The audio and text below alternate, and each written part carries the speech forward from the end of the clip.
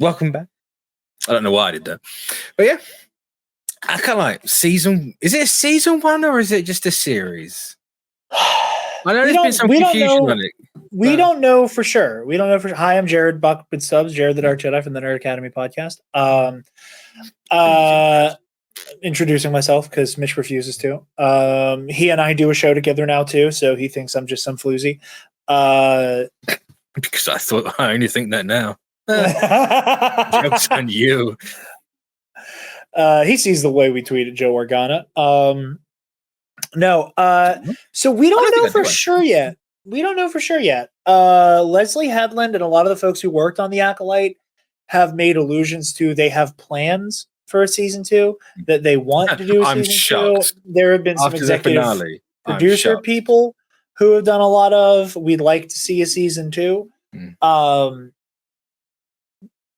But we just don't know yet.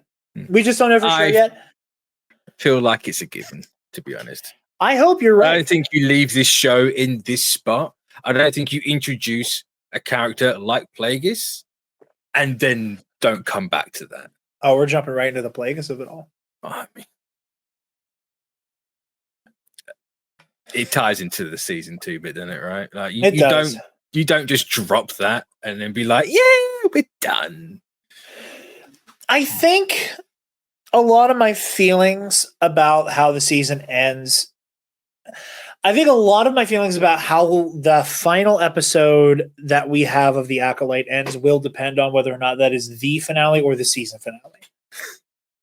I agree. I think a lot of my I don't know quite how I feel about a lot of things if that's just the end of the story. If it's the end of the story, I'm very much down on this, and I didn't want to be.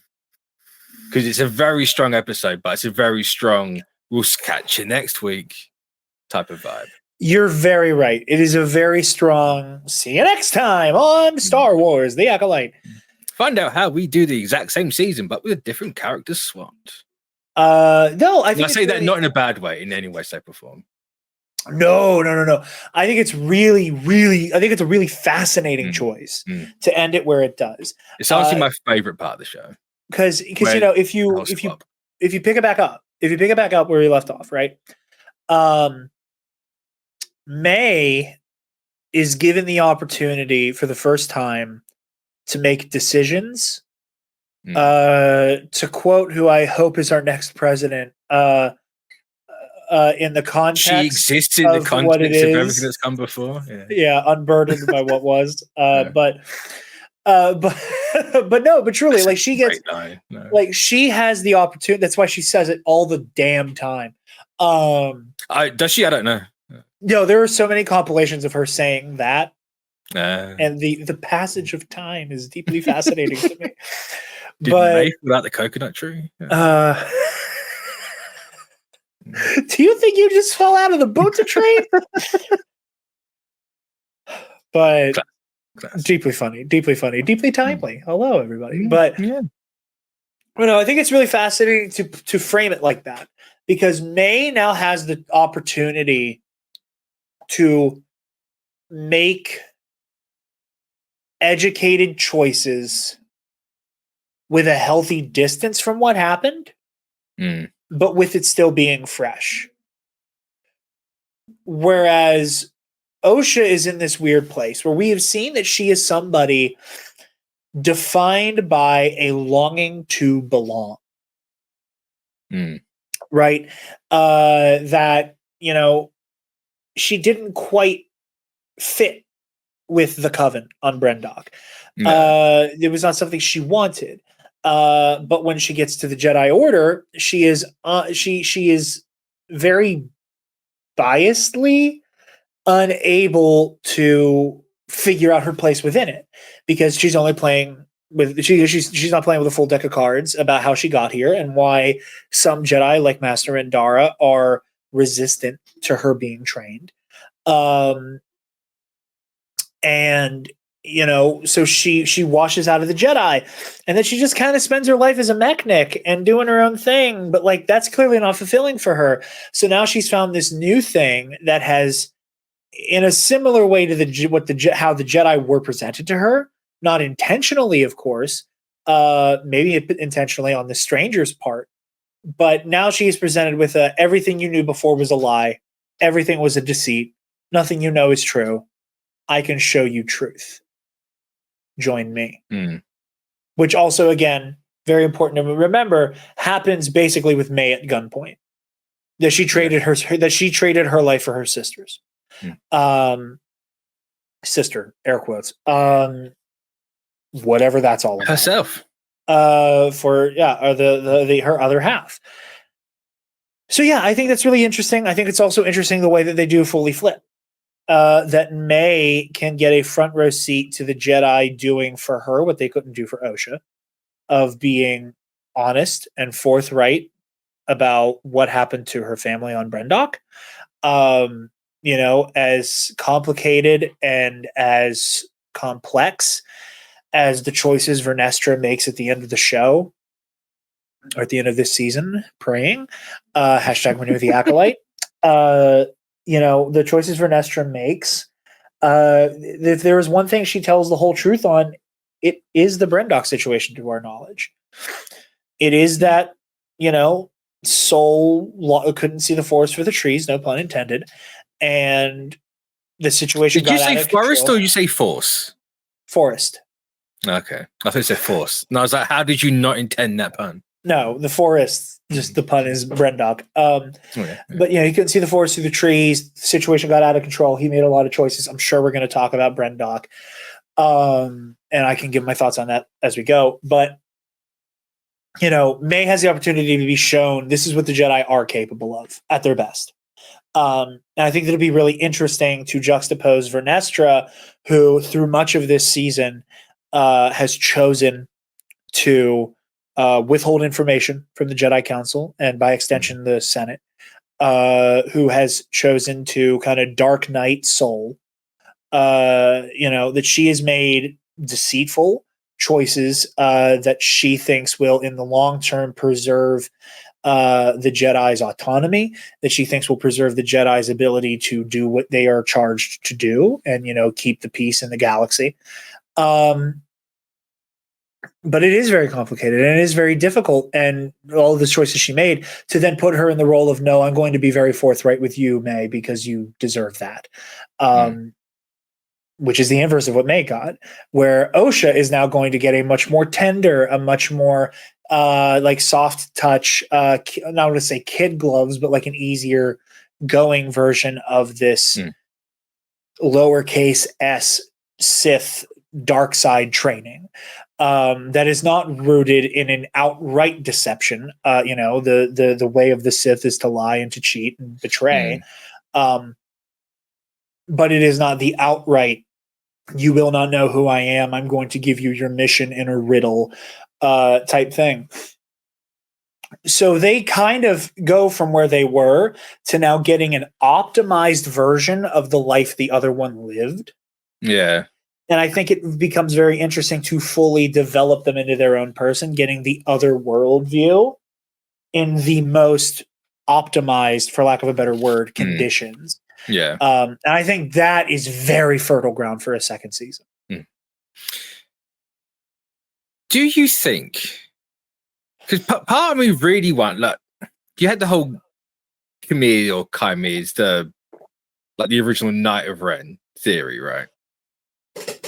There's that hanging around.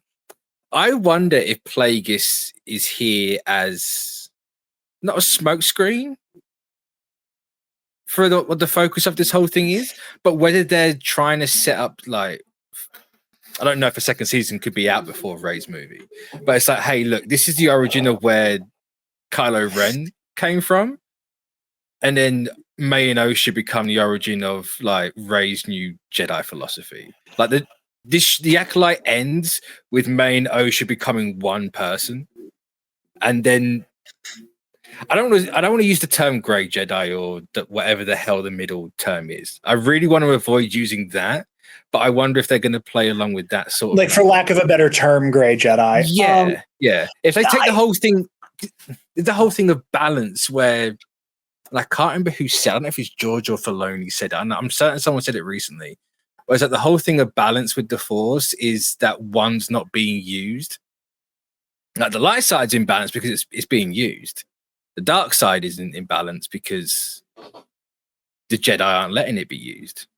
And there's that whole that opposing nature of it. So you have one person using both. Like the light and dark side of the Force aren't inherently good or evil. Like to have a proper balance, you need to use both at once, and that's like the direction they're taking Star Wars in. So my take and my interpretation on that, and it's another important thing that George said, especially after the introduction of the Chosen One prophecy, is that balance is the natural state of the Force, which lends itself to the light side.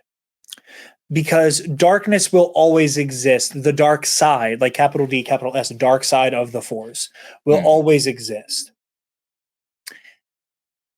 Imbalance comes into play when the dark side is artificially raised to the top. It is like balance in the Force and balance on an individual level, like having a single being who can touch the Force be in balance, is contingent on understanding that darkness lies within you as it lies within all beings, but being able to accept that, grapple with it, and not give in to it. So, for example, the end of Return of the Jedi, the whole idea of bringing the Force back into balance is rooted in eliminating the Sith. Because the Sith ideology, and it's why, the call to the dark side, and all of that represents, it is an exaltation of the self, and a unnatural level of hoarding and control, hoarding power and control of the galaxy at large. So the Force is inherently out of balance when the dark side is in power, and it is because when you actively choose the dark side, you more and more are influencing the world around you in an unnatural way. And it's why organizations like the Sith inherently take the Force out of balance, because they are trying to force their will onto nature, no matter the cost. Be it the quest for eternal life, be it the conquest of the galaxy, you are inherently throwing things out of whack by doing that. And it's why, and it's what lends itself to, in my opinion, a very bad faith criticism of this show and the Jedi, or bad faith analysis of this show and a bad faith criticism of the Jedi, I should say, that because the Jedi exist to, in theory, enforce the status quo, that they are viewed as also taking the Force out of balance, where the Jedi, for all of their flaws, which there are many, and this show does a beautiful job of engaging with and showing that the Jedi are worth fighting for, but flawed nonetheless, that I don't know if I agree that this show says that they're worth fighting for or not. We'll get to that in a minute, because that's its own discussion. I'm sure, carry on, but But that the Force exists in balance naturally, and that happens with the light side. The dark side will always exist within the light on an individual level and on a galactic scale. So like where you achieve balance, like with Osha and May, is them acknowledging the darkness and conquering it and accepting it as part of who they are. A phenomenal example of that in the High Republic publishing side of things is Elzar Mann, Jedi Master Elzar Mann, who, throughout the books gives into anger, gives into fear, and taps into the dark side to devastating effect. In the Rising Storm, the Nile, this marauding group of like pirate space terrorists who are responsible for the hyperspace disaster referenced in the penultimate episode. They launch this terror attack on the Republic Fair and thousands and thousands are being killed by the Nile.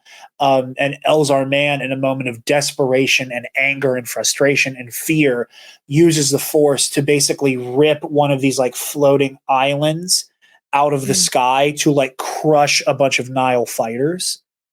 But he has to tap into the dark side to do it. And then in the later book, he sees somebody who at one point was allied with the Nile, but was actually trying to undo another one of their attacks. He freaks out in a blind rage and murders her. And in the aftermath of that, it is him accepting that anger and that fear is a part of him, but choosing to grow beyond it and conquer those negative emotions.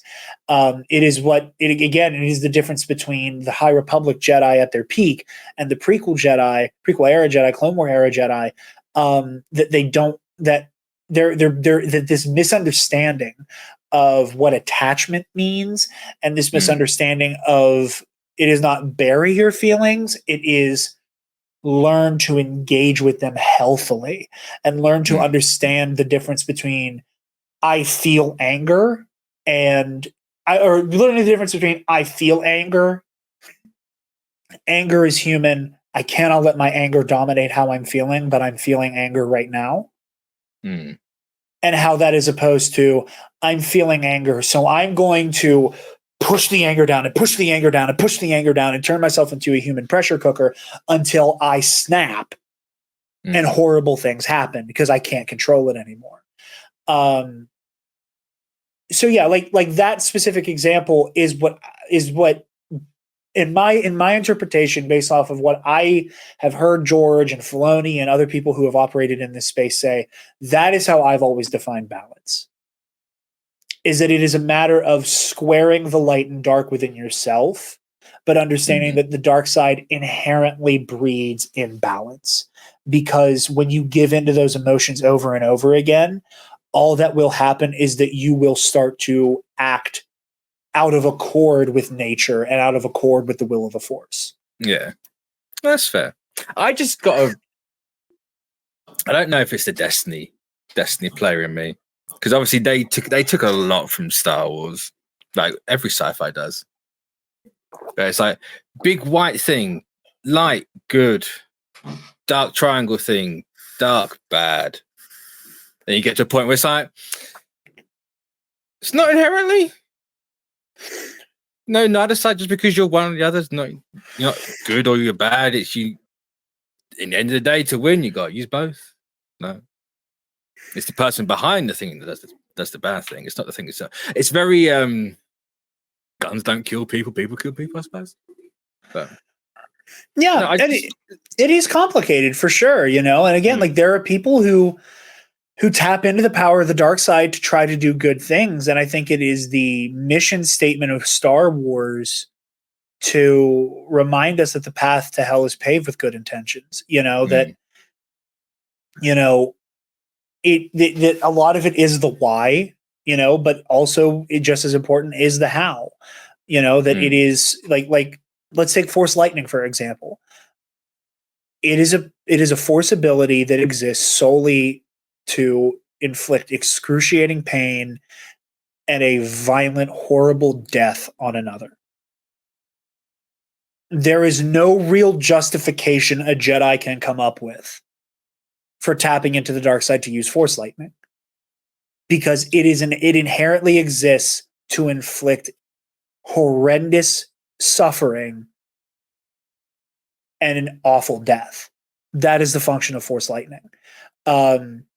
Now, sure, somebody might say, well, the Jedi and Legends had electric judgment. Sure, it was that power solely existed because Force Lightning looks cool and we want the good guys to do it sometimes. Which valid, but even then, when you, I also think part of that is a creative flaw. Like you're saying lightning's bad because it's bad, right? You could quite easily think of a way to make Force Lightning not about solely killing someone. Sure, and that's where an ability like Electric Judgment comes into play. And I will defend Electric Judgment in most circles, where, because again, it's all a matter of like the metaphysical element of the Force. It is focusing your emotions and channeling them outward. your emotions and your energy and channeling it outward. Force lightning, Sith lightning, as it's sometimes called, is you have to tap into that anger and that hatred and that desire to destroy. Whereas you look at electric judgment, who, most famously used by Plo Koon in Legends, when he tapped into electric judgment, he realized, because it was this scoundrel, smuggler, scum type who had like a little girl at blaster point, right? And Plo realized that the only way he could disable this guy was by channeling the Force and with a very precise prodding with electric judgment incapacitate him. But it's all a matter of how those feelings manifest, right? Because electric judgment is non-lethal. There is no lethal capacity for electric judgment. It is the difference between it's basically if traditional Force lightning is you're standing on top of a skyscraper with a golf club in the middle of a thunderstorm. Yeah. And when that lightning hits you, it is just a full discharge of a gajillion gigawatts through your body that flash fries you. Electric judgment is like the blaster or the stun setting on a blaster. Yeah. Where it's just enough of a little zoom to kind of get you to go and then fall over and incapacitate you. But those two powers are different because you can't access Force lightning without that sense of rage, that sense of fury, that desire to destroy, where electric judgment is an ability that you have to call on that precise understanding of, I need to stop you. And again, with Force lightning, it is this cacophony and serpentine thing of all of these But you could argue those lines. two are the exact same thing. In theory, they are. In theory, they are. But one is designed to torment, and the other is a quick burst. That power. Because if it goes on for any longer, now it's Force lightning, and that's why they are two different things. Is that one cannot kill, one is not capable of that excruciating amount of pain. Force lightning, you have somebody writhing around on the ground, being cooked from the inside in real time. And if they are efficiently killed with it, they are unrecognizable by the time you're done. And that comes back to the whole. It's the person, right? It's not the actual. Is it a separate thing, or is it just dependent on the person using that thing? I think it is very much. I think they are very much two different things. I think because I am fundamentally of the opinion. And again, this is something George says. It's something that's explicitly said in the text. And this is all a matter of interpretation. The sacred texts? Yes, the sacred Jedi texts. That, like Yoda says, once you start down the dark path, forever it will dominate your destiny. It's not necessarily, what that means is that it's not necessarily that once you turn to the dark side, you can't come back. We have a laundry list of examples across canon and legends that make it abundantly clear you can turn back from the dark side. It is that once you've tasted the theoretical freedom of the darkness, it's really hard to put that down. It's why the dark side lends itself so well to addiction allegories. That after you reject the dark side, you will spend every day of your life actively choosing to walk the path of the light. Because again, just all comes back around to the teaching. Is that happening because you have an organization like the Jedi, like how they're portrayed in this and in the prequel era, but it's very much no, absolutely not. Can't do that this way, hard way, brick wall. No, cut off. It's if you teach people to use both, then you can learn from the failures. There's no real way to learn both. That's the thing. There is no way. Is that because it's actually a legitimate thing, or is that because it is a legitimate thing? That's what the Jedi have said. The dark side will not allow itself to be used intermittently. And that is why. It's why it is framed as scary when Luke defeats Vader in Return of the Jedi. That Luke taps into the dark side, flies off the handle, bum rushes Vader, manages to physically overpower him. And when Luke realizes when he has Vader at the end of his blade, where he's like, "Oh, I just freaked out. Like, oh, I fully lost control." And it's like, yeah, you beat him. And that's why that visual metaphor is so powerful, where he looks down and he sees, the wires coming out of Vader's wrist and looks down at his own hand and remembers the vision on Dagobah. It is, and I think part of it is I want to phrase this the right way, because I don't want to say,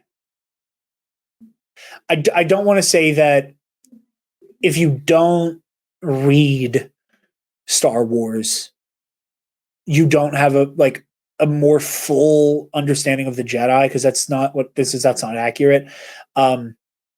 We see these examples throughout media on screen, but the most potent examples of these differences between the High Republic and the Jedi of the prequels are in the High Republic books and in the High Republic comics, where it is the difference between recognizing, hey, I'm feeling this thing, let's process it, versus I'm feeling this thing, therefore that's bad.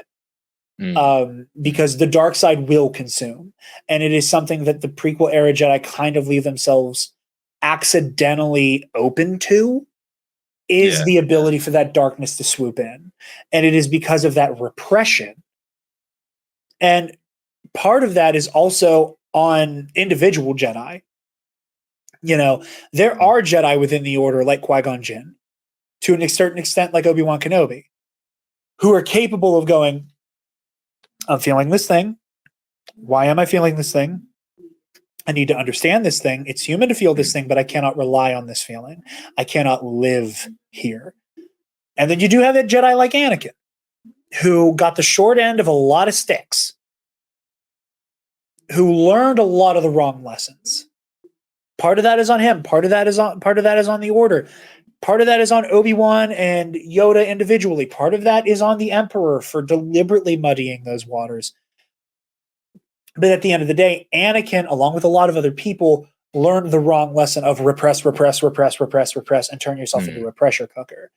And I think that it is in my opinion, misinterpretation of what the Jedi philosophy is that ends up doing a lot of damage to them on a PR level.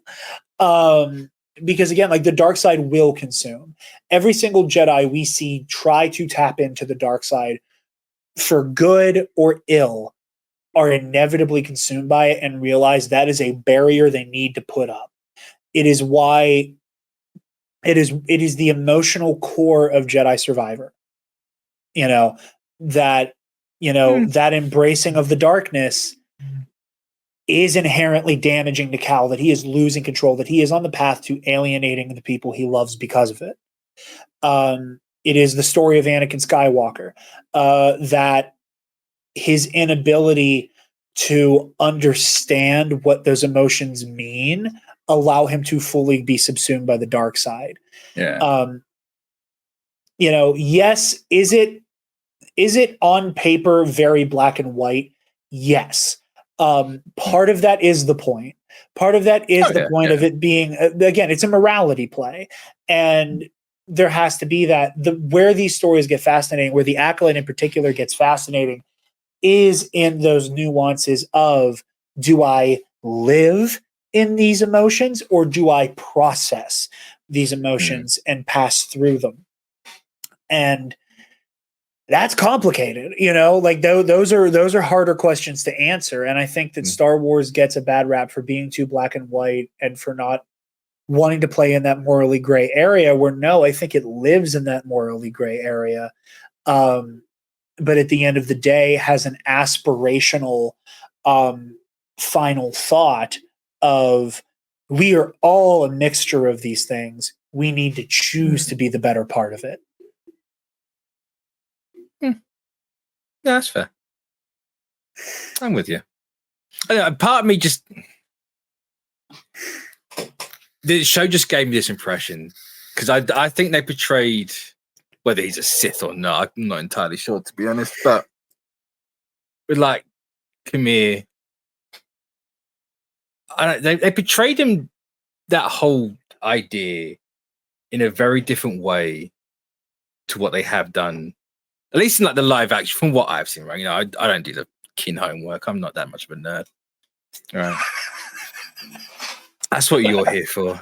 I got a question, I got you. That's why I am the Star Wars, the official comic book cast Star Wars correspondent, because I can do my Star Wars philosophy class. Yeah, there's just a way they presented the whole notion of like, you know, that way is not inherently the best way to do things. Like, you can do this side while also not being a mustache twirling maniac. Like, you don't have to be there. You can. Like, they never portrayed Chimera in that sense, except for when they do. Except for when we see, sure. But you can bring that down to like a failure. You're a teacher, and you can. I really don't want to be that great Jedi guy. Like, I suppose I'm now getting the whole argument right. It's just like I don't want to be there, but I kind of do. Well, I think the thing with, I'll put it this way, and I'll hit the Grey Jedi thing, and then we'll hit Chimera. I'm not saying I want like this Jedi to be like a morally grey area. It's like no, I totally understand what you mean. Because I had a minute where I was of that opinion. For me, the game changer on that was understanding what the dark side is, and that again, that you can't just, that it is not like Jedi Outcast or any of the Jedi Knight games, that you can't equally pour your stats across. Well, I want 3 levels in Force Heal and I want 3 levels in Force Lightning. That you can't do that, because the more you tap into those emotions, like the harder and harder they hit, and the more and more they consume you.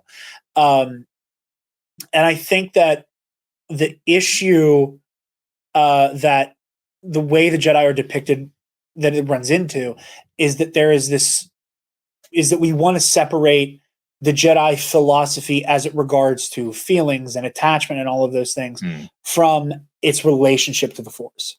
Yeah. That it is, well, the Jedi might be wrong about attachment. The Jedi might be wrong about personal connection. What they are right about is the way that those things lend themselves to losing control. And I think that it is what makes the Stranger, Chimera, whatever we want to call him, such a fascinating villain in this show. Hot toys, please, I beg you. Oh, it's going to cook. Please. Because yes, he is portrayed as going, you know, like that one devastating line where he's like, "Why are you mourning Jecki so much? She couldn't she could not have cared for you the way you care for her." You know, but then that comes down to it's a past experience of how everything's taught in this universe, right? Because I don't know where I'm getting it from entirely, but I get the sense that Disney's wanting to play with, or at least Lucas anyway, is wanting to play with the idea of what the Force is and like how it actually works. Because you look at Ahsoka, right? They're setting up the whole, I forget their names, the Mortis twins, the whole Mortis family thing. Yeah. Right. They're bringing that back in. And you've now got this idea over here. I get, and the whole Rey movie, like, you know, Rey's not going to be the traditional one because that completely negates her arc in the sequels. So I get the sense that they're trying to push something forward that's going to be similar yet different.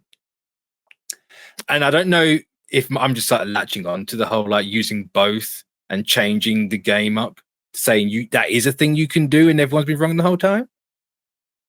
But I get the idea we're going that way. I think that you keep bringing up so much interest, so many interesting ideas that I will accidentally make like a 4-hour episode out of. I'm going to try to truncate my thoughts as best as I can, but God knows I like to talk. It's why you're around, Jared. Is Rey going to be a less traditional Jedi, or? Because I feel like she has to be. I don't feel like you can have. Was the Clone War era of the Jedi already not the tradition and just kind of like the natural progression of the Order resting on its laurels? Because if Rey's order is more in common with the High Republic, one could make an argument that is the traditionalist Jedi path. Yeah, but then you can also it's the root of the problem, right? You don't. If you don't evolve upon it, No. and that is what happened to the Jedi. That is why they fell, or part of why they fell. Why that is the issue that left openings to be exploited to bring about their demise. Because, like, even with your point of like the traditional Jedi are the High Republic, there's a fundamental flaw there that leads to this. It's like capitalism, it's the fascism. You get all this sort of stuff. Like, what is the fundamental flaw of this? The fundamental flaw was that they did not grow beyond. They rested on their laurels and then started to fall into this malaise over the course of 100 years that became this very institutionalized, homogenized version of the Jedi that they simply were not in the High Republic. There are Jedi stationed on individual planets in the High Republic. There are Jedi who, again, fail, who just F up royally, who are so then where does this given show take place in the whole High Republic timeline? I know it's towards the end, but is it like the actual stuff? It's not that this hard is end. as they have made abundantly clear, this is definitely the transitional period between what is like on the canon timeline, like delineation between the High Republic and the fall of the Jedi Order. Yeah. And like that whole window of like pre-Phantom Menace, the Naboo Crisis, pre-Clone War, Order 66, Great Jedi Purge into the Imperial era. But with Kymir and again, I have said this before, he is the best spokesperson the Sith have ever had. 100%, because he is so good at saying all of the theoretical things that are awesome about the Sith without ever acknowledging why that philosophy is flawed to its core and is full of rot. And in their lies, again, he's like, well, Jecki couldn't have engaged with you as much as she could, or as much as you could. So why do you want that connection? Because over here on the dark side, we're free. We don't repress our emotions. Our emotions are governed by our fear and our anger and our desire. Okay, that's really cool. If you get your power from your anger, as freeing as it sounds to somebody who has been taught to reject their anger, to reject the angry impulse, it sounds freeing until you have enslaved yourself to your anger, until you have enslaved yourself for an insatiable desire for power, until you have enslaved yourself to fear. It is the inherent contradiction of the Sith code. Because the Sith, you have the Jedi code where, there is no chaos, there is peace. The first line of the Sith code, peace is a lie. There is only passion. Through passion, I gain strength. Through strength, I gain power. Through power, I gain victory. Or maybe it's the other way around. Through passion, I gain strength. Through strength, I gain power. Through power, I gain victory. Through victory, my chains are broken. The Force shall free me. That is all well and good. I want you to show me a single Sith Lord who is not enslaved to their negative emotions. But this is the thing, because it's all been taught wrong. There's a fundamental misunderstanding in the Star Wars universe of how to use this thing. I don't think there is. It's going to take one person. I think, you're right. I think it's going to be Ray. I think there is a misunderstanding. I do think there's a misunderstanding, and I think it is a lot of Jedi who, under Yoda's leadership, stop. Kick the Yoda. Got to kick the Yoda, baby. I'm playing the hits. It is through, and again, people give me a lot of crap. It's like, oh, you blame everything on Yoda. No, I blame Yoda for Yoda. That's the same thing, but different. No, I blame that Yoda, who is the longest living member of the Jedi Council, ageist, but okay. Well, no, because another example where the High Republic was doing it right. The Jedi Order did not have one Grand Master. There were three. There were three Jedi Grand Masters who all kind of checked and balanced each other. And as time went on, Caspar and a Melchior. Shut up. Let me be free. Good God, let me cook where I'm comfortable. Pro and noob on the Mitch 692 channel. Let me be in my Star Wars pocket, Mitch. Come on. You see, Star Wars is your dark side, Jared. That's what. No, it is not. It's your passion, is it not?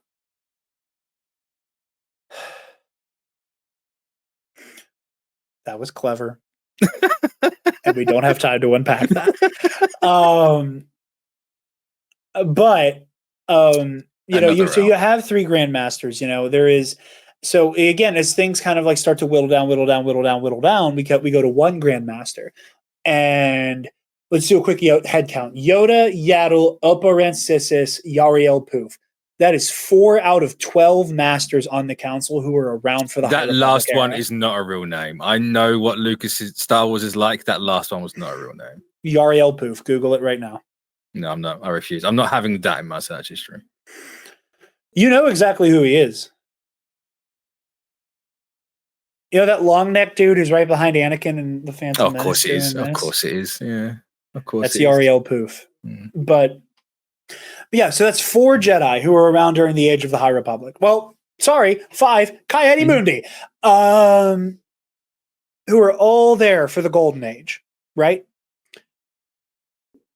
As time goes on, that power is centralized into 1 Grandmaster, who then becomes responsible, just by virtue of how old he is, for training swaths, hundreds, if not thousands of Jedi, and ingraining into them the philosophy of somebody who has been around for 850 years, including mostly made up of the golden age of the Order, where their ability to effectively protect the galaxy was proven, and that they had felt as though they had basically accomplished the mission.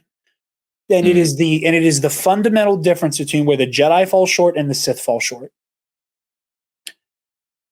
And it's why the Jedi fail. The Sith ideology is a series of thinking you can check enough boxes to complete being a Sith, to like platinum the idea of being a Sith Lord.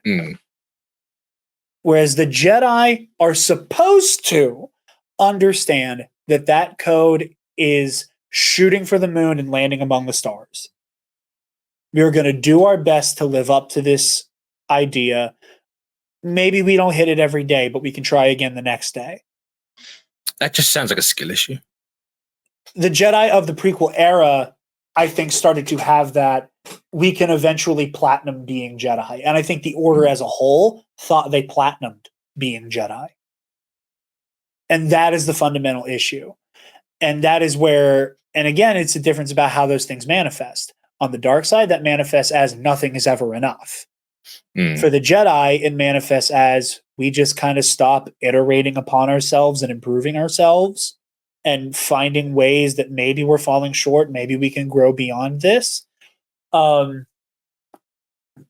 and I think that's really complicated. And again, with the Stranger, you know, he's talking about like, oh, well, look at how equally bad the Jedi are, or, you know, they don't want you to feel these emotions. And it's like, no, they want me to learn how to engage with those emotions. You want me to be enslaved by them because you know, again, look at what he says. You know, what do you want? I want freedom to use the Force however I see fit. That sounds really good on paper. That sounds like the Jedi are an oppressive force on paper. Okay, what does that freedom mean to you? You know, it was a conversation I was having with one of my coworkers about this show. You know, I want the freedom to use the Force as I believe it should be used. Okay, that's cool. We're right back to the American Civil War question. A state's right to what? You know, you want the freedom to subjugate those who do not have the same power as you. And that is, you know, you want the freedom to just be able to tap into the dark side willy-nilly.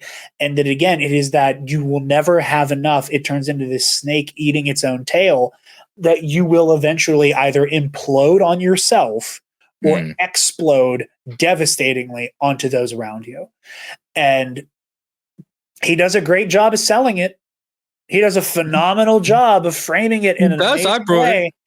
To somebody who knows nothing but a repressed, flawed version of what the Jedi have to offer. Because yes, Osha was sold the Jedi on a lie, a well-meaning, heart in the right place, but still a lie. I'll give you well-meaning. I can't give you heart in the right place. And that's where that gets complicated. You know, that's where the Jedi in this show become complicated. You know, at no point, you know, moving out. Is every single one of them that went, what's the planet called? Brendok. Yeah, every single one of them on there. No, that was not a single one of them did the right thing there. No. Well, I think it's for me, I think it's really complicated. I think it's really complex. I think that, you know, when we see the third episode, Destiny, you know, and the titling of the show. I'll say the titles of the episode bangers. All bangers, and they represent so much, and they are so complicated. And the 4 episodes that have one title that are basically like two-parters, like whatever. It is Destiny versus Choice. And what I love so much about that is when we see Destiny, when we see all of this from Osha's point of view, where she is being forced into the coven. She clearly does not want to be there. Soul is right on that. He doesn't. Again, he misses the forest for the trees. I'll say he's right. I don't think it's his place, his choice to make. It isn't. And again, and that's where it gets complicated, right? Is that there is no one size fits all. This character was right. This character was wrong. This character was right. This character was wrong. I think the only character you can fundamentally say did all the wrong things and had all of like the oopsie whoopsies is, or whatever her name is. Who? Who's the green lady with the whip you see for half a second? Oh, Vernestra, but I'm talking about the people on Brendok. I'm talking about the folks who are on Brendok. Yeah, like, I think the only people you can argue, Coral and maybe Torben. And Torben's also complicated because when we see that first episode, Torben? He was the Indar's Padawan. Yeah. With the scars from Kalnaka. Yeah. But you know, when we first see them on Brendok, the way it's framed, it feels like the Jedi are wildly overstepping their bounds, inserting themselves into this situation wildly inappropriately. And we don't know what actually happened on Brendok. All we know is that everything went to hell and a good few dozen of people are dead. That's all we know. That's all we know. When we catch up with the Jedi perspective, the Jedi did not go to Brendok looking for a coven, looking for a group of Force sensitives that they could police into how they use the Force. They didn't know anybody was there. They went there recognizing weird stuff is happening with the Force on this planet. Because by all accounts, it should be a desolate wasteland. And it isn't. It's teeming with life. And then Soul accidentally finds Osha and May. And from his perspective, they are being strong-armed and maybe a little too aggressively parented in this group of people who are using the Force in a and again, in an admittedly off-putting way. Part of that, cultural differences. Part of that, you're predisposed into thinking that maybe your way is the only way. That is one of Soul's flaws. Like, again, I don't... But Indara pushes back on him and tells him he's wrong. So is that a Jedi flaw, or is that the flaw of a specific flavor of Jedi that Soul is kind of just ahead of his time for? That's a good point. Yeah. You know, like he is like Soul is almost a forerunner for the kind of Jedi we see, you know, crapping the bed during the Clone War era and the pre-Clone War era, you know. Indara chin checks Torben when he just offhand references the first group of witches he can think of. He's like, oh, they're like the Night Sisters. And Indara is like, no, they're nothing like the Night Sisters. What are you talking about? They're just witches. That's the only reason. That's the only way you can compare them to the Night Sisters. So she chin checks him there. Oh, they have markings. Lots of cultures have markings. Again, and there are very subtle ways where this show does call Soul into question. She has markings. Soul, Vernestra friggin' Rowe. She's covered in tattoos. She is covered in tattoos. Tattoos she had flash back to the High Republic books where we see Vernestra where she's 14, 15, 16. And she already has those markings. So is it weird here, but not weird when Mary Ollins do it? Zabrak do it? I'm sure Mother Coral had the face tattoos long before she met Anastasia. So there are those ways where he is being chin checked by his fellow Jedi. That is happening inside the house. But by the same token, Soul is right that Osha doesn't want to be here. Soul is right that Osha is incredibly afraid and uncomfortable with spending her life on Brendok as a witch. She doesn't want this life. And something that I don't see talked about very often is that when we see Osha doodling in her book, she drew the Jedi symbol before the Jedi showed up. Yeah, she does, yeah. So that is something that's on her mind. I was on the record on Knights of the Nerd Republic on my own show talking about she's because I misremembered it. I thought she drew that after she met the Jedi. It's before that. That when May takes that book, she has already drawn the symbol of the Jedi Order. Osha, I think she already wants this. Where Soul fails is the way that he sees the Jedi and their philosophy as self-evident and is incapable of questioning how do we get here. I do think that not necessarily in this situation on Brendok, but I think the Jedi Order philosophically is the right path. They have to earn that rightness. It is why me as a fan, someone who goes to bat for the Jedi, shouts out, Ken Knapsack, Joseph Scrimshaw, Jen Landa with Force Center, with the hashtag Justice for the Jedi thing they love to do. Where I am a Justice for the Jedi guy all day long. You also will not find anybody, in my opinion, humbly, who has as many critiques about the Jedi Order circa the Clone War as me. Yeah. And it's because I think that the Jedi are so aspirational and are so inspirational that they need to be called into question for them to grow. And they're not questioning themselves from the inside as much as they should be. And again, with Soul, it is him going, I am a Jedi. I believe the Jedi are right. I believe the Jedi are inherently good. And because of that, what I am doing is right and good. And I have a duty to take an apprentice, to train, to pass on the goodness of the Jedi that I myself am an embodiment of. Soul is incredibly myopic and sees the Jedi Order as an extension of himself and himself as the Jedi as an extension of the Jedi Order in turn. And it is it's this self-evidential belief in his philosophy that causes so much harm in this situation. And I think that when you take somebody who is, in my opinion, right as you can be in a very complex situation like this, but is right, but doesn't understand the way he's right, you end up with somebody who is going to justify any and everything he has to do to prove himself right.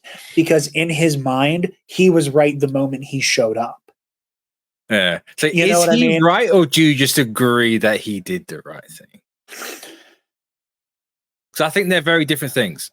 Well, if we boil it down to the key issue on Brendok, should Osha Anastasia be allowed to leave the Coven and be trained as a Jedi Knight? Or even should Osha Anastasia be allowed to leave the Coven with the Jedi and then chart her own course after that? That is the core issue on Brendok. Yeah. Right?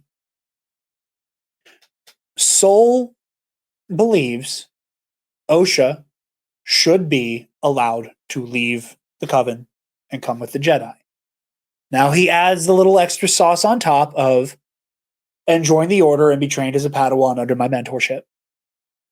And again, that's that myopic nature with him. And he also sees, in a very Indiana Jones fortune and glory kind of way, if we can prove there's a vergence on Brendok, this is so important for the Jedi that also becomes kind of paramount to him, is the evidence of a vergence and what it means for the Jedi, not for what does this mean within the Force. Because then he's just trying to get his own way. No. He's trying to get his own way. And again, are the Jedi the only right way to do the Force? No. My favorite Star Wars movie says that explicitly. To say that if the Jedi die, the light dies, that is vanity. Can you see that? That is Soul's issue. I think that Soul, like a lot of people in and out of universe, think that the Jedi and the light side of the Force are the same thing. Yeah. Yeah. And that without the Jedi, the light side can't exist. It's just that the Jedi have had the most time to kind of wax poetic about what the Force is. So that's where you have Soul begin to fail. He can't see the forest for the trees. He doesn't understand the ways in which his argument is correct. He just knows that he's right that Osha should be allowed to leave, but he can't help but keep centering himself at that issue. And then you move on to the Torben of it all. And before we move on to Torben, let's also say that Mother Anastasia agrees with Soul. Mother Anastasia can tell that Osha is not happy here. And that to keep her here against her will is a disservice to her daughter, and it is a disservice, frankly, to her coven if she is going to force into a leadership role this person who never wanted to be here in the first place. But then let's hop over to Torben. That you have this Padawan who, adventure, excitement, a Jedi craves not these things, right? You have Torben on this weird planet, and he's like, I don't understand what we're doing here because he's a kid. He's a friggin' kid. Of course he'd rather be back on Coruscant or on on a more exciting field mission because he's a kid and he doesn't get it yet. He doesn't understand the importance here. Excuse me. But Torben acts super erratically and acts irresponsibly. Part of that is because he had Mother Anastasia poking around in his brain all willy-nilly. Yeah. And that's the thing is that, like, the way the Jedi are framed in the first time we see the Brendok flashback, it seems like they overstepped their bounds. And it seems like Mother Anastasia kind of felt like the walls were closing in, and that's when she possessed Torben as kind of kind of like a break glass in case of emergency to scare the Jedi off. What we realize in reality is that Torben was barely in that courtyard before she started poking around in his brain. It wasn't until she really wanted to scare them that she then kind of like pulled the cord and the eyes glaze over and he's all glad, it collapses. So Torben is like fully unstable, was terrified by these witches because they dominated his mind within an instant, hijacked his whole autonomy, took his choices away, took away his choices. So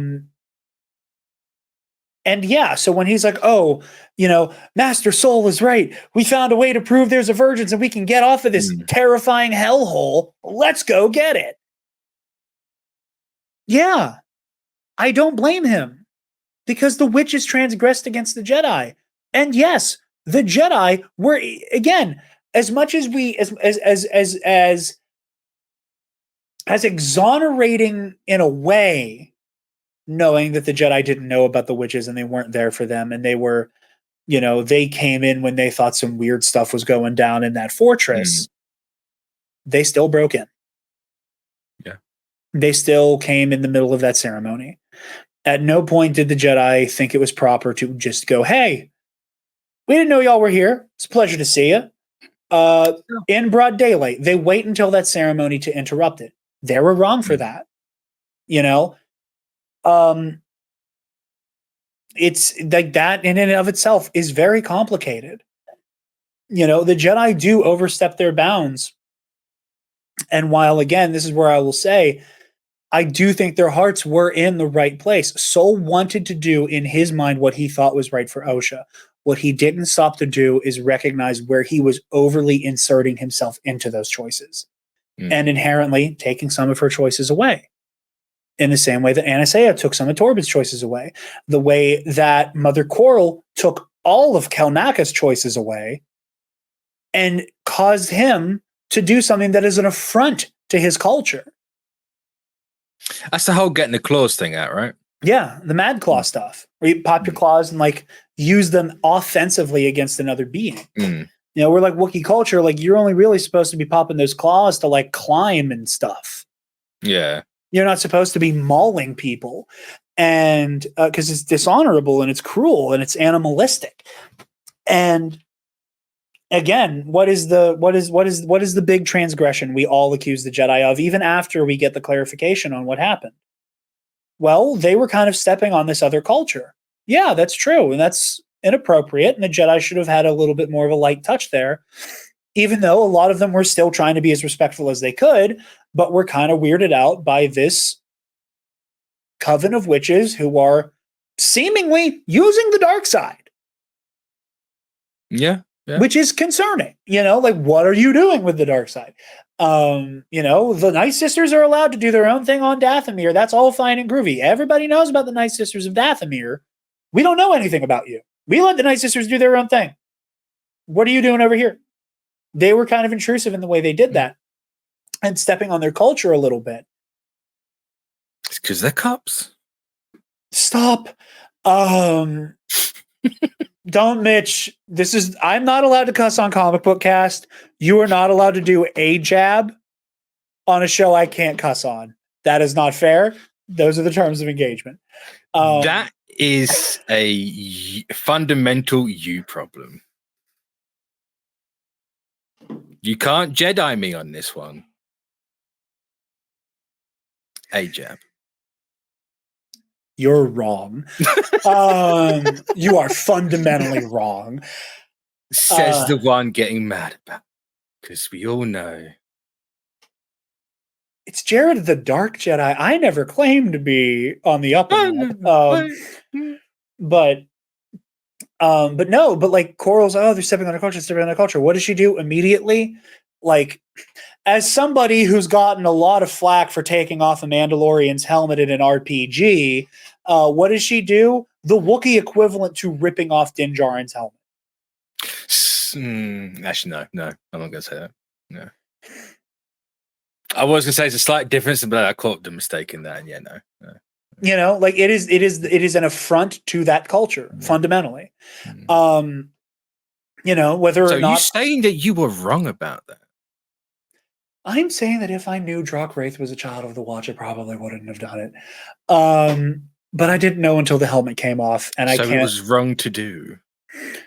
Had I had the context, I wouldn't have. Just say yes, Jared. Don't Jedi about it and dance all. I'm not Jedi about it. I'm giving an honest answer. No. Had I known, I wouldn't. Honest answer is just yes. You're being very political about it. I look forward to you watching the season finale of Ionized Bastards and telling me how you think about how I handled Drock Wraith. I highly doubt it will change up. But Coral takes all of those choices away from Kelnaka and makes it an affront to his culture.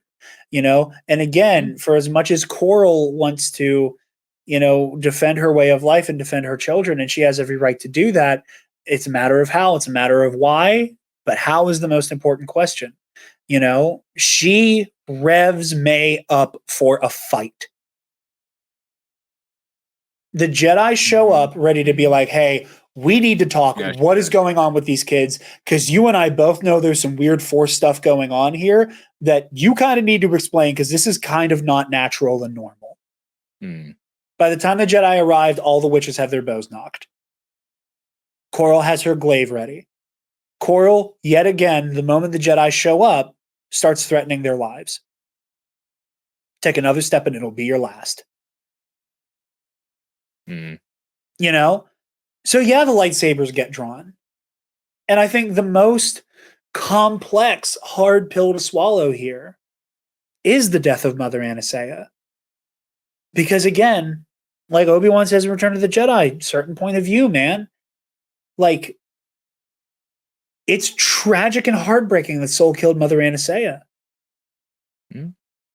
What he saw in the moment was Mother Anastasia turn into a terrifying smoke monster with this like warped, elongated jaw, with like sunken eyes, huge smoke monster, and is watching a child. It does not matter in this moment that he thought it was Osha and not May. No. Like, yeah, he gets it wrong because again, he is focused on how May relates to him, and he is wrong for that, and that is part of why he goes in hot and he fails. But he sees this smoke monster and he's watching a child get Thanos snapped out of reality in real time. At least that's how he looks.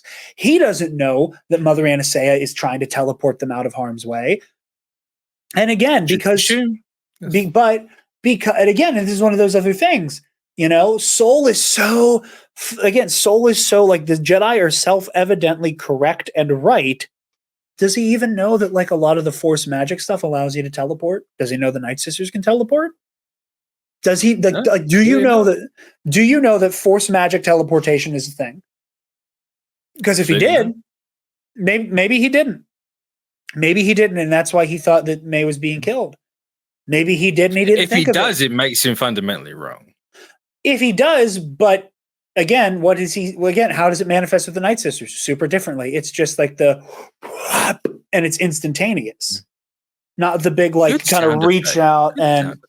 Thank you.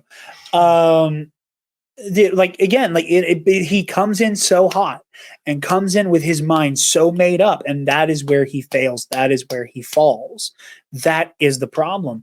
But I cannot look you in the eye and say that if I saw a child disappearing in front of me as a smoke monster rages, as what has been told to me so far is that if I take another step towards those children, I'm going to die because they refuse to let them go. Like, and all of this weird Force stuff, and they're kind of using the dark side, and this smoke monster is terrifying, and this kid's going to die. Oh no. I can't tell you that he necessarily... No one can. You'll get a ton of opinions about, yes, I can tell you what I do in that situation, but no one actually knows. No. It's an impossible choice. It's what makes it so tragic. It's not the Jedi did not go in there looking for a fight. The Jedi did not go in there to tell these witches that they had. The Jedi did not go in there looking for a fight. The Jedi did not go in there looking to tell the witches what they can and can't do. They came in and went as the people who are kind of the dominant Force users of the galaxy, who have fought wars and had thousands of our own die in the line of duty fighting dark side Force users. Seems like you're using the dark side, and we'll let you do your thing. But how did these kids come to exist? Because this is not natural. This is not normal. They had reason to ask questions. But Torben is off balance because he's a young idiot and also just had his mind messed with. And Soul is going in there with his heart in the right place, but too focused on himself. And he makes a choice. And it's a choice that has long-lasting ramifications. And it is the truly heartbreaking moment within Dara. You know, I talked about this on KNR over on Nerd Academy. This one essay I remember reading in high school, The Insufficiency of Honesty. You know, where it's this weird paradox of, yeah, it's the right thing to tell the truth. But sometimes everybody's hurt by the truth. You know? Sometimes you cheat on your wife one time, realize it was the wrong thing to do, and you know you're never going to do it again. But if you know you're never going to do it again, and you tell her the truth, and you break her heart, and you know you're never going to do it again, what do you really stand to gain other than your own absolution for doing the wrong thing? Like that is a really morally complex conundrum to find yourself in. You know? Like, and I'm not necessarily saying that example is like an airtight argument to not tell the truth. Oh, no. But it is very much an avenue with which you have to understand that the truth doesn't exist within a vacuum. So when in Dark, and I think part of that is Soul, again, I think he wants to do the right thing, but part of his understanding of the right thing happens to tend to benefit him. I don't think it's malicious. I don't think it's like, again, there are so many people who want to frame Soul as this selfish megalomaniac. I think he is somebody who drank the Jedi Kool-Aid. I think he drank the wrong flavor of the Jedi Kool-Aid a little too hard and came away with the wrong understanding of what it means to be a Jedi sometimes. And that's a personal failing on him. And that where he fails is like, oh, well, I got to tell the Jedi Council everything that just happened. And Indara, and again, this is a big difference between Indara and Vernestra. Indara's thing is not about the Senate will find out and then we're going to be in trouble. It is it's think of what's going to happen afterwards. Like, how does this affect May? We were the only thing OSHA could grab onto. We were the only thing OSHA could grab onto after this. Is that OSHA? Because I've got the two confused entire show. Yeah. Especially when the swap happened. I literally had a handle on it and the swap happened. I'm like, oh, cool. I've messed up. Yeah. But yeah, like we are the only thing OSHA can hold on to at this point. And the only thing you gain is throwing yourself at the feet of the Jedi Council to beg for forgiveness. Cool. Great. Happy for you. You know, Elzar Mann, the Jedi I was talking about earlier, who killed Chancey Yarrow because he thought she was still with the Nihil, he does the same thing. He throws himself at the feet of the Jedi or the Jedi Council. And it's like, I messed up. I killed somebody in cold blood. I was wrong. Punish me. And they were like, you, and there was that moment. And again, it's one of those, it's a mixed bag with the Jedi because they looked at that situation and went, the simple act of you throwing yourself at your feet kind of clearly shows that you know you were wrong. Yeah. There's like, there is a difference between we have to bring you in handcuffs and force you to admit that you killed this person versus I made a mistake in the heat of battle and thought I was saving lives and lost control and made the biggest mistake I could have made. That's complicated. You know, like, again, Soul would have done all of the right things in turning himself in, except for being able to give OSHA what she needed in that moment. And that's hard. And again, Soul then continues to fail by not telling her the truth sooner. Because the mistake Soul makes that costs him his life is that OSHA doesn't learn the truth. And in a way that is very convenient for the stranger. Yeah, very. You know, she watches, everything you ever grew up on, all the things you put your faith in, all the things that you believe that has shaped your worldview are all a lie, all built on a lie. He murdered your mother. None of this was May's fault. All of this is Soul's, actually. God, isn't that convenient? It's almost like a lot of the people who have been writing just dog water think pieces about this show accidentally decided that the Sith were right, actually. I mean, it's a good case. It makes a very convincing argument. It's a Ben Shapiro argument. It is if I say enough things that sound like coherent fast enough, I actually sound like I'm good at debating. You know? And I think that's kind of where Chimere lives. Like Leslie I think Hedlund, that's a disservice to Chimere. Kimmy. Well, Leslie Hedlund had Chimere quote Jordan Peterson, so do with that what you will. I mean, you have to write a bad guy as a bad guy, right? The Jedi Order, fundamentally. Disney can't have someone be like the Sith are right, okay? They can convince him, they can get up to a certain point, and then the wokeism of the Jedi Order. But no, like because again, it had Soul made the decision, and again, and this is where this show continues to be so complicated emotionally. Eventually, Soul owes it to her to say, "Hey, I want to talk to you about what happened on Brendok that night you joined the Order." And if he had the time, in the 6 years he had OSHA to be like, "Hey, we're going to walk through this bit by bit. This happened. These are the choices we made. Here is where we messed up. I wish I could have saved you both. I failed. I was wrong. I'm sorry. To have the time to have that conversation. But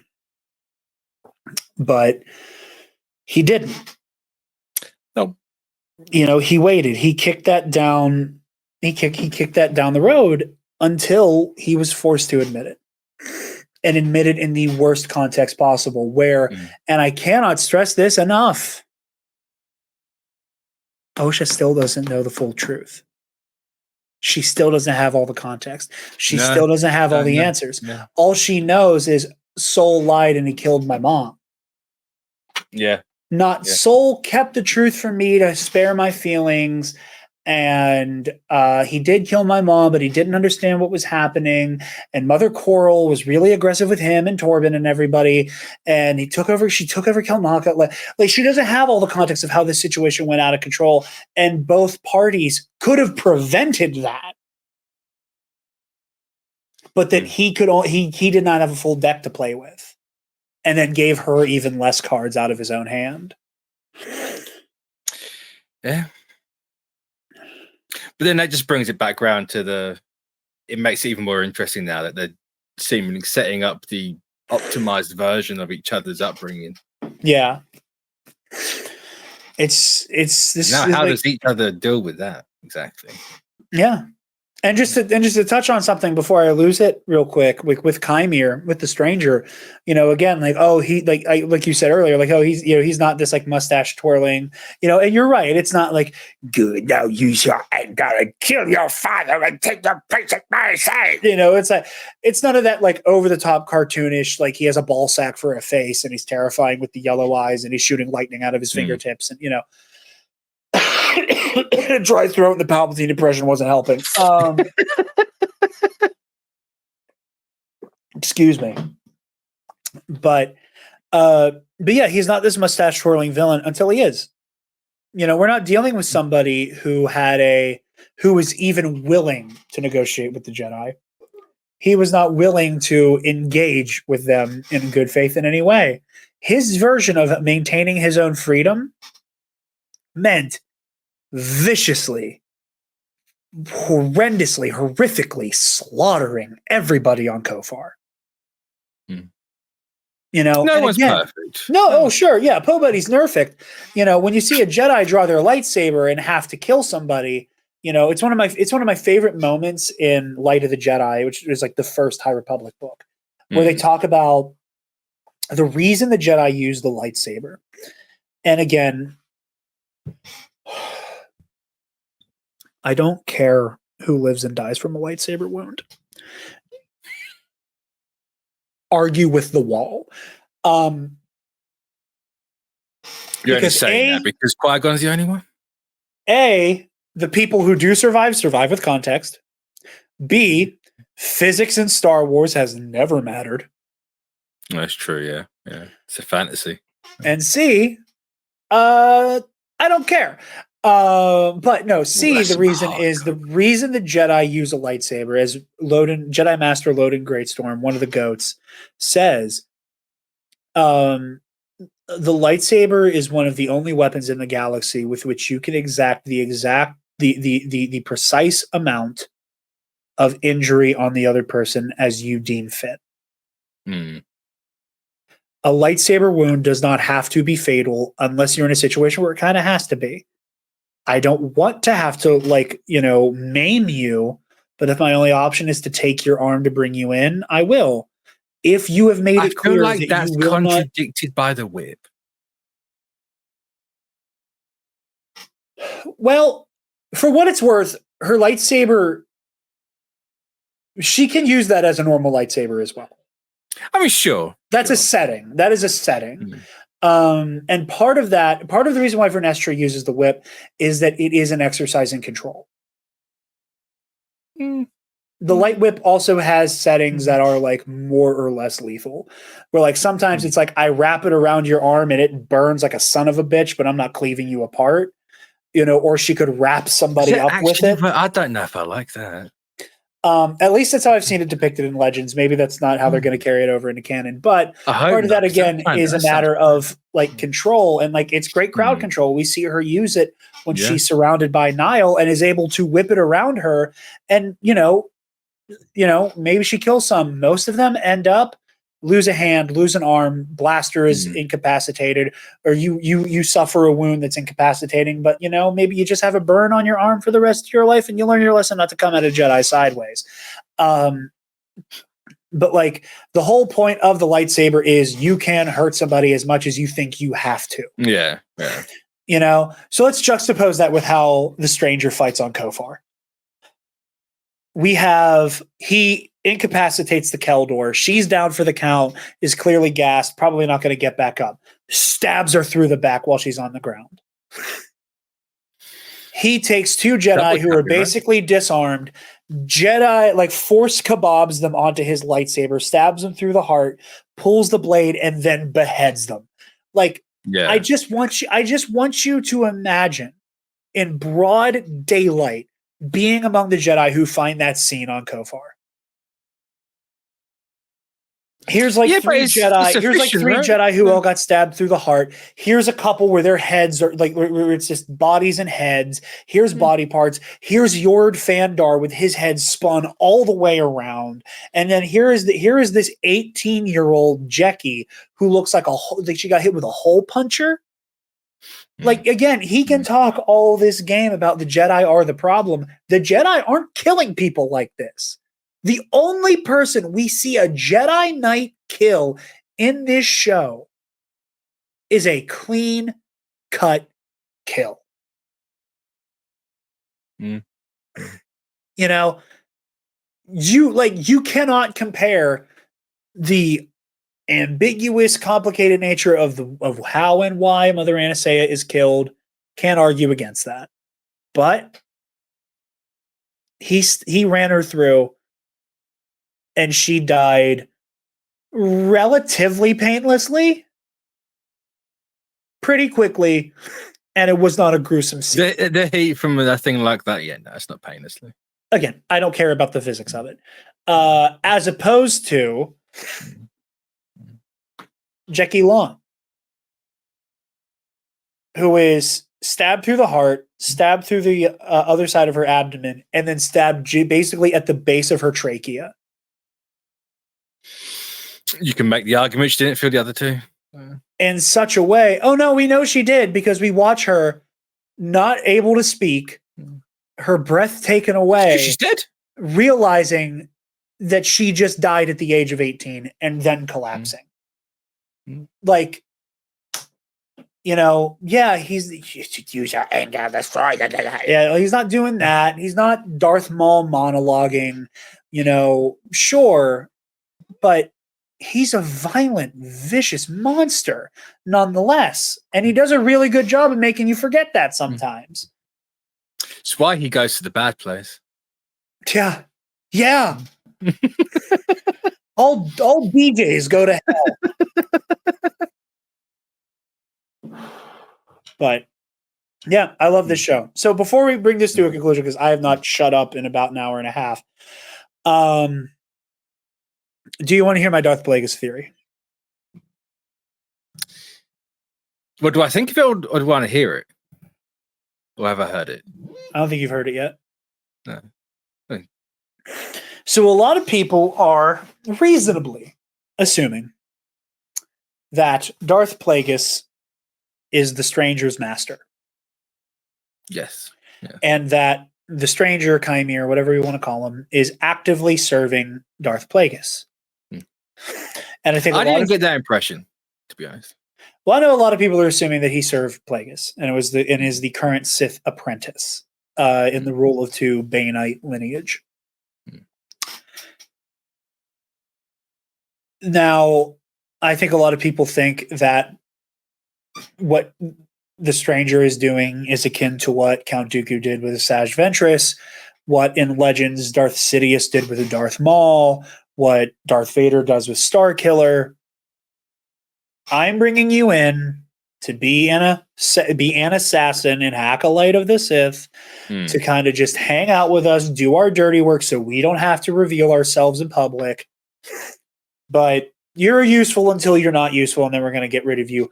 But actually, you're going to help me kill the big guy. And you're secretly my apprentice. And we're going to kill the big guy, right?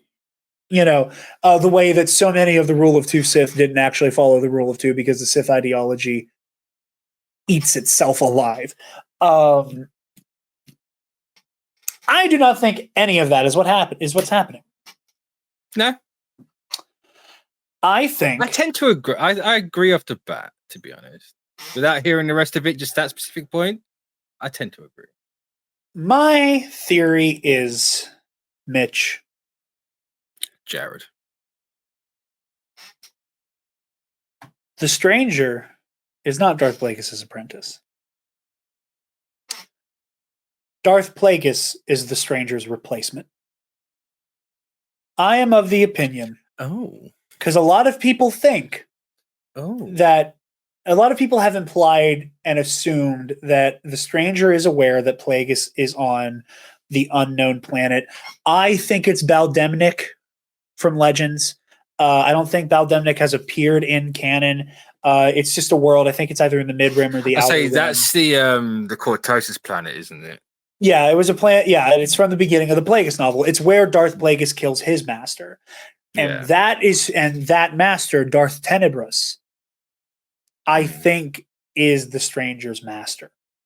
Because the way that the Stranger talks about his relationship with the Force and his philosophy towards it is that, you know, I should be free to do what I want.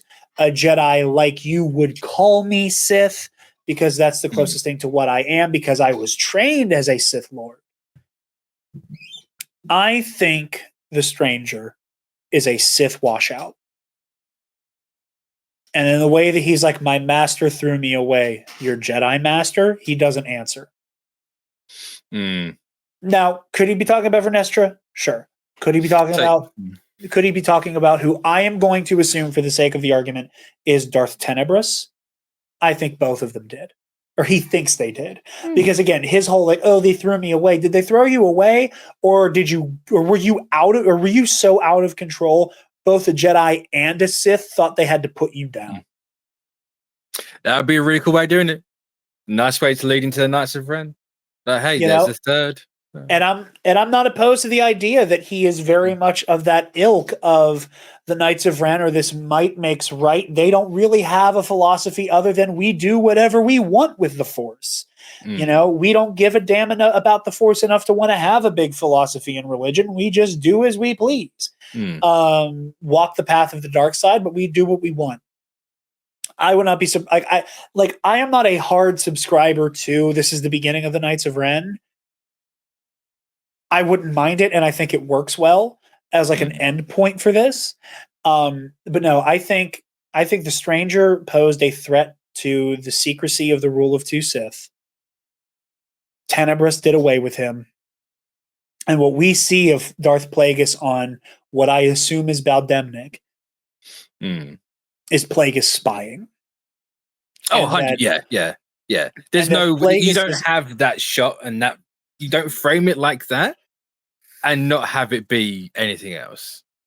Like he's creeping, he's peeping. I think that Darth Plagueis is doing recon because right now the most important thing to Plagueis and who I think who is his master, Darth Tenebrous, is whacking the Sith Pretender. And the danger to the secrecy of the Rule of Two.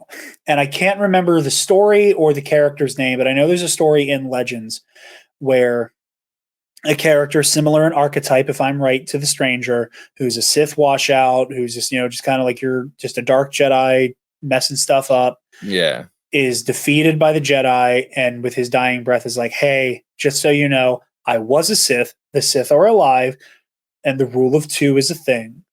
And I think it would be interesting if the Jedi don't know what to do with that. If Chimera is killed by the Jedi and he spills the beans and he snitches with his dying breath, and they're like, something to consider.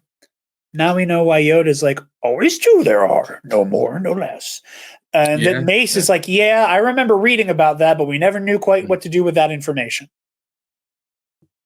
That's where I see this going. That's where I think this is going. I think the reigning Sith Lord right now is Darth Tenebrous with his apprentice, Darth Plagueis the Wise, and they are there to eliminate the stranger before he can draw any more attention from the Jedi. And I'm locking that in. You know, I'm gonna, yeah. No, I like that. That's how I wanted to go that way now. And if they keep Darth Tenebrous, because they kept Darth Plagueis immune, which I love.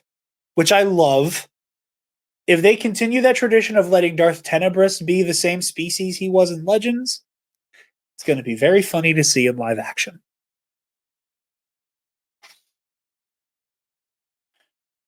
Do you know what species Darth Tenebrous was in Legends, Mitch? No, indeed. If you tell me the answer, I'm not going to know it. He's one of the Mos Eisley Cantina band guys. No, yes, I knew that. Yeah, Bith.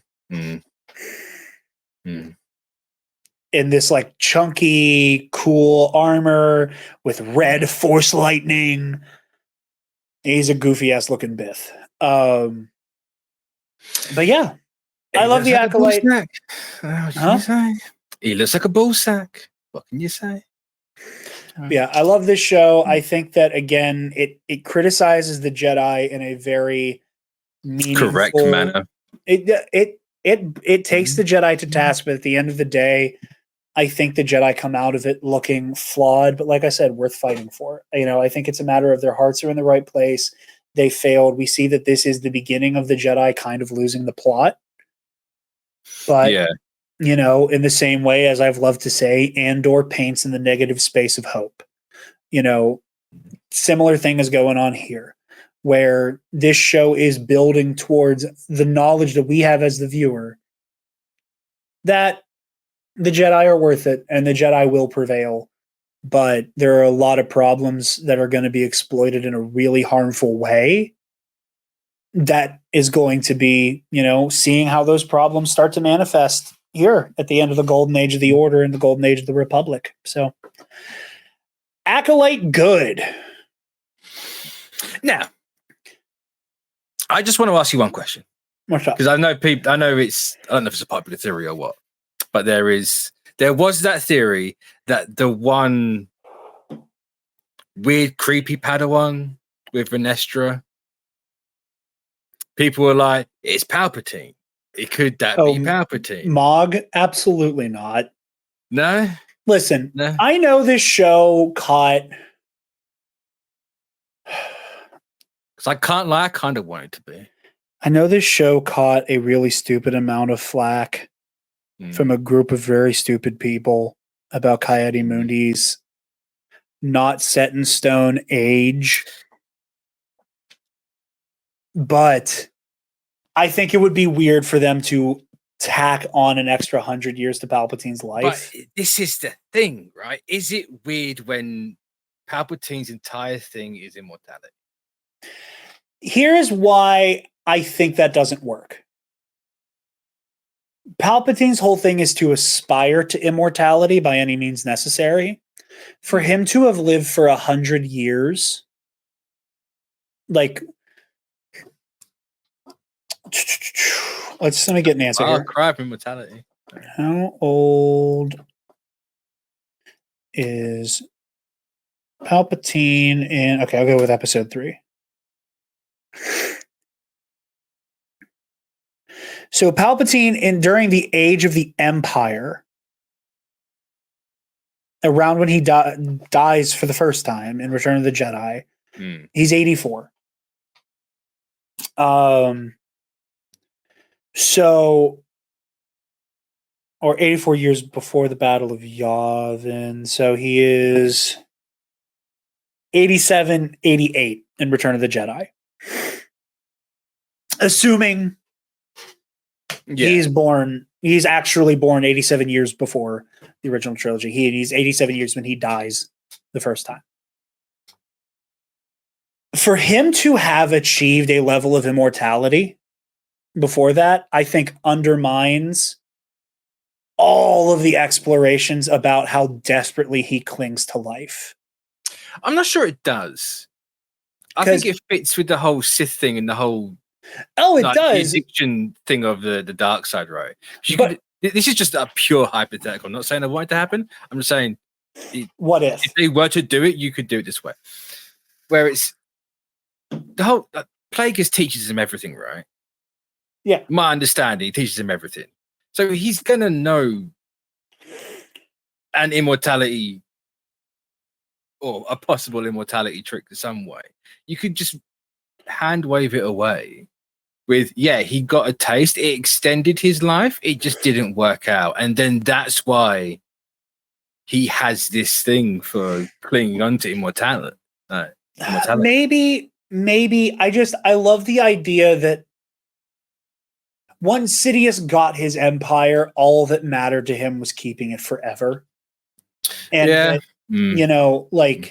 because again, and it's one of the things I love about the Bad Batch is that it sets in stone that the Empire in its infancy, he was already, okay, I got it, I won, I beat the Jedi, the Sith rule the galaxy.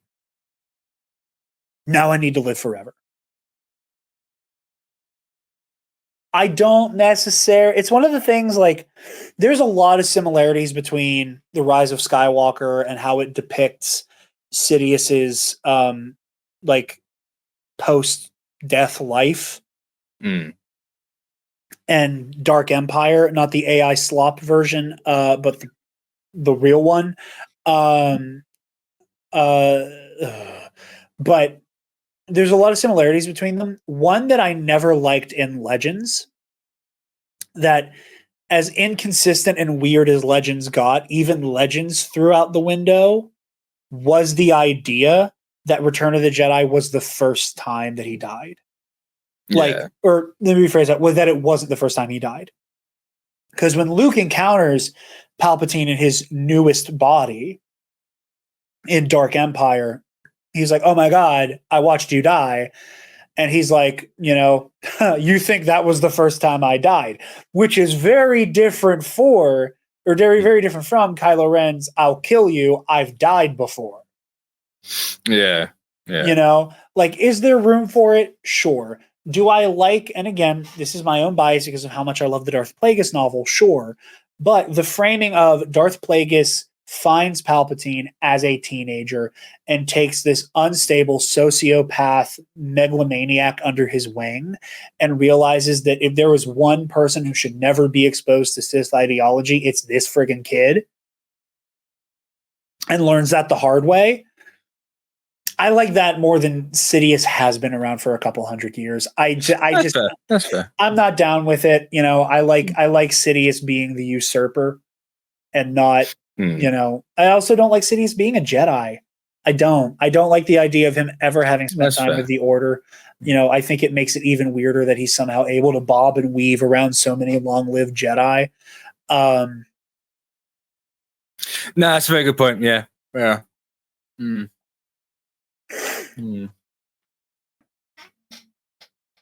No, very good point. Plus, again, depending on how long the Acolyte goes on for, you could still introduce Sidious in some way. Again, using this age, taking this age as gospel here. If Sidious is 87 years old when he dies, 87, 88 years old when he dies, we only need to do a 20-year time skip and a 100-year window to get to Sidious being born. You know what I mean? Yeah. It's not it's not like Osha, May, and everyone's going to be that old. Yeah. We only need 20 we only need to tack on extra 20 years for Sidious to be born. Tack on an extra 17 for him to be a teenager and begins Plagueis taking Sidious under his wing. That's doable. That is very doable. If you want this show to end with the Emperor, whether you want it to or not, however you feel about the Emperor being in this as well, whatever. It's the logical end game for this show. it is a route they could take, and there is a way to do it without like reverse engineering the Mog guy into being the Emperor. Yeah. I just sort of saw it as a funny theory. It's like, why this monkey? Why this guy? Yeah, he's a bit of a weirdo, but why? Why this monkey? Then there's the whole fight of like, oh, they can't do it because of age. It's like age is a number. Like it doesn't matter at the end of the day. No. Like you can, especially when it's an immortality thing, you can change it, and it doesn't. Yeah, like I said, there is an argument for it. I just don't. I don't think the argument for how you could do it would hold up, like thematically. But that's just me, and maybe they can do it in a way that sells me. Fair. You know, that's totally fair. That's totally fair. Well, yeah, all right. I think that's going to bring this to an end because I am sweating my tits off. It is like 90% humidity in this room. It's also so late for you. I just realized the time. Bad. The late's fine. The time's fine. I still be awake. I've just not watched as many My Hero episodes as I was gonna. But well, because I'm rewatching that. Ooh. So yeah, Jared, please. You guys can find me over at the Nerd Academy podcast, namely our Star Wars show, Knights of the Nerd Republic, where we talk all things from the galaxy far, far away. You can also check out, if you're in the mood for some Star Wars stuff, Ionize Bastards, the Star Wars RPG show I do over at the All Remaining Systems YouTube channel. By the time you're seeing this, the season finale for season 2 will have already come out, and we'll be in the planning stages for the final season of Ionized Bastards in the next couple months here. So stay tuned over at the Nerd Academy podcast. Stay tuned at the All Remaining Systems YouTube channel, and check out the Star Wars Trivia League I do over at the Star Wars in a Galaxy YouTube feed for epic confrontations. So yeah. And find him over on the Mitch692 channel for Pro and Noob every week. I'll let you do that one. Yeah. Watching Neon Genesis. We are halfway through. Bless his cotton socks. I'm so proud. I can't believe I made it this far. Oh, I can. I had faith. I had full faith you were going to make it. Whether you made it to the end of the movies, different question. Making it to the end of the original stuff, I knew it. Right. Besides, if you have to make it, because if you don't, how else are you going to watch Cowboy Bebop? I know. Or even finish Full Metal Alchemist. So I'm not letting you go through life without finishing that. Oh, thank you. I appreciate it. That's just a crime. Like I said, I watched Brotherhood, not the OG one. There's only one. That's so confusing. Just ignore the fact that there was a one that came out in 2003. Just completely ignore that. Okay, so I'm going to keep watching the one I watched before. Yeah, we're going to keep doing Brotherhood. Okay, the good one. No. Cool. Okay, cool. Not the one that goes fuck wild at the end. Man, you've cussed so much, and I've done such a good job. I didn't finish the word. I said butfer.